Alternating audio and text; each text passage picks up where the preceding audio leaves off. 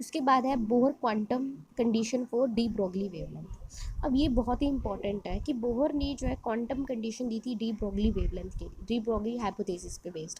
तो उन्होंने क्या बोला था, ये भी टॉपिक इंपॉर्टेंट है, इसमें क्या बोला था कि देखो हर इलेक्ट्रॉन है, आपको पता है डी ब्रोगली क्या कहता है कि जितने भी मटेरियल पार्टिकल्स यानी कि इलेक्ट्रॉन हो गया, आपका प्रोटॉन हो गया, तो ये जितने भी मटेरियल पार्टिकल्स हैं इन सब की क्या होती है, इन सब की जो है पार्टिकल नेचर के साथ साथ जो है इनका वेव नेचर भी होता है, यही डी ब्रोगली हाइपोथेसिस बोलती है।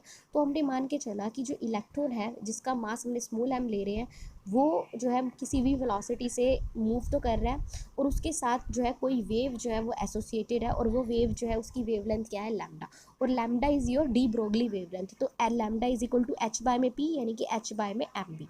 तो डी ब्रोगली हाइपोथेसिस से ही हमने यहाँ पे मान के, यही डी ब्रोगली हाइपोथेसिस हम लगा के चलेंगे बोर के एटॉमिक मॉडल के अंदर। पर हमने बोर के एटॉमिक मॉडल में जो उसने जो स्टेट्स ली थी, एनर्जी स्टेट्स ली थी, वो कैसी ली थी, स्टेशनरी ली थी, ठीक है ना।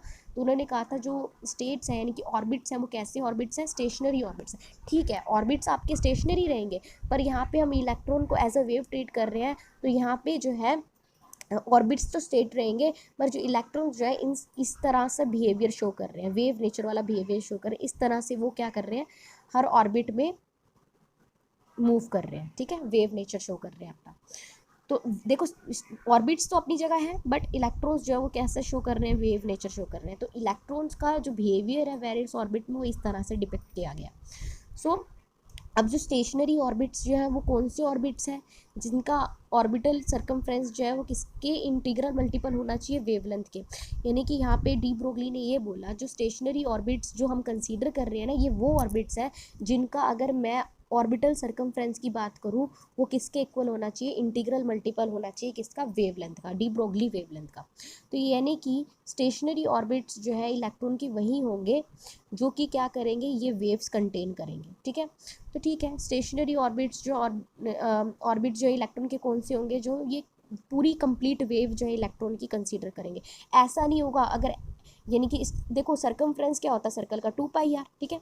उसके बाद अगर पूरी वेव की जो लेंथ होती है that is given by wave length, ठीक है ना, लैम्डा। अगर यहाँ पे मैं इंटीग्रल वैल्यू ना लूँ, नॉन इंटीग्रल वैल्यू यानी कि 1/2 वैल्यू लूँ, तो इलेक्ट्रॉन की कंप्लीट वेव नहीं आएगी। तो कंप्लीट वेव के लिए यानी कि इलेक्ट्रॉन की कंप्लीट वेव, जो कंप्लीट वेव होती है आपकी इलेक्ट्रॉन की, तो वो कैसी होगी, जो मतलब हमारी जो सरकमफ्रेंस है उसके अंदर जो है कंप्लीट वेव इलेक्ट्रॉन की होनी चाहिए, ठीक है ना।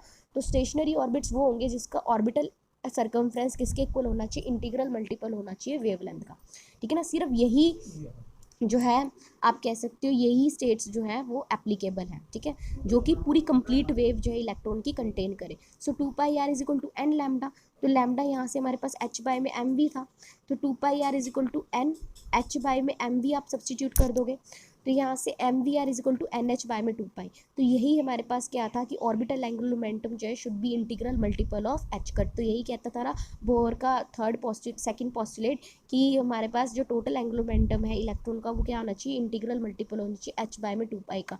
तो हमने जो है डी ब्रोगली के ही कंसेप्ट से हमने जो है बोहर का पोस्टुलेट जो है कंफर्म कर दिया था। तो दैट इज़ वेरी इंपॉर्टेंट। तो अभी के लिए, आज के लिए